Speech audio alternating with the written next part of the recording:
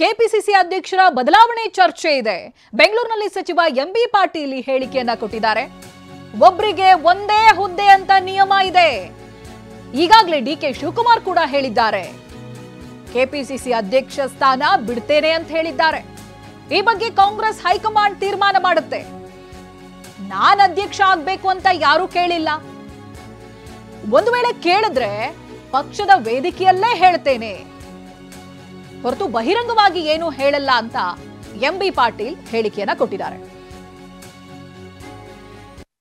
KPCC ಅಧ್ಯಕ್ಷರ ಬದಲಾವಣೆ ಆಗಬೇಕು ಅನ್ನೋ ಚರ್ಚೆ ಇದೆ. ಕಾಂಗ್ರೆಸ್ ಅಧಿವೇಶನದ ಬಳಿಕ ಬದಲಾವಣೆ ಆಗುತ್ತೆ ಅನ್ನೋದು ಅದು ಪಕ್ಷ ನಿರ್ಧಾರ ಮಾಡ್ತಾರೆ. ಸ್ವಾಭಾವಿಕವಾಗಿ ಅವರು ಡಿ ಕೆ ಶಿವಕುಮಾರ್ ಅವರು ಕೂಡ ಹೇಳಿದ್ದಾರೆ, ಈಗ ನೋಡಪ್ಪ ನಾನು ಉಪಮುಖ್ಯಮಂತ್ರಿ ಆಗಿದ್ದೀನಿ, 2 ಪೋರ್ಟ್ಫೋಲಿಯೋ ನಿರ್ಮಾಣ ಮಾಡ್ತಾ ಇದ್ದೀನಿ, ಭಾಳ ವರ್ಷ ನಾನು ಇವಾಗಿದ್ದೀನಿ, ಒಳ್ಳೆ ಕೆಲಸ ಮಾಡಿದ್ದಾರೆ. ಅವರು ಅಧ್ಯಕ್ಷರಾಗಿ ಸಾಕಷ್ಟು ಶ್ರಮ ವಹಿಸಿದ್ದಾರೆ, ಶ್ರಮ ಪಟ್ಟಿದ್ದಾರೆ. ಚುನಾವಣೆಯಲ್ಲಿ ಅನೇಕ ಕಾರ್ಯಕ್ರಮಗಳನ್ನ ಸಂಘಟನೆ ಮಾಡಲಿಕ್ಕೆ ಭಾಳಷ್ಟು ಅವರ ಕೊಡುಗೆ ದೊಡ್ಡದಿದೆ. ಭಾಳ ಕೆಲಸ ಮಾಡಿದ್ದಾರೆ, ಹೊರಗೆ ಎರಡು ಮಾತಿಲ್ಲ. ಈಗ ಇಟ್ ವಿಲ್ ಬಿ ಬರ್ಡನ್. ಮತ್ತು ನಮ್ಮಲ್ಲಿ ಯೂಶಲಿ 1 man 1 post ಅಂತೇಳಿ ನಾವು ಇದು ಮಾಡ್ಕೊಂಡಿರ್ತೀವಿ. ಸೊ ಹೀಗಾಗಿ ಇದು ಕಾಂಗ್ರೆಸ್